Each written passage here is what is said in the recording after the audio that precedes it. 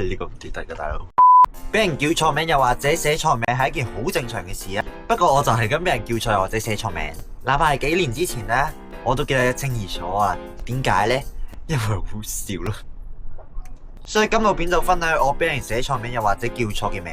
第一，海南雞飯。你收聲。咁話說 Form 1嗰陣呢，咁我哋上晝係上實體堂，晏晝就上 online lesson 嘅。咁講疫情啊嘛，唔知係咪 Miss 太攰啦，佢就叫咗我做海南。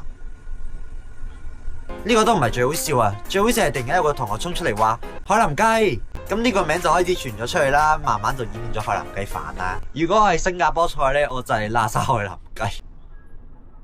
喺我講第二個搞錯名嘅例子之前呢，我問大家一條問題先，我叫 Isaac 定係 Isaac 呢？俾3秒時間大家諗下。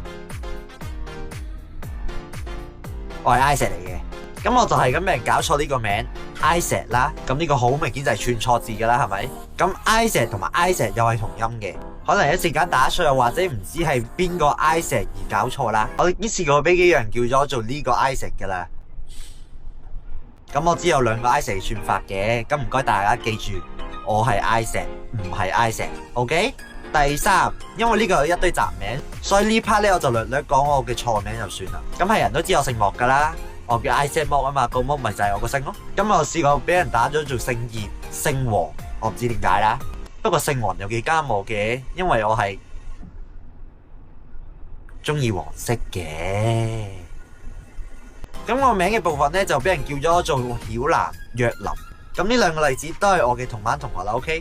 咁呢個名同我嘅本名都好似啦。試過喺英文堂有人派錯人哋嗰份俾我，因為我哋2個嘅串法都好似。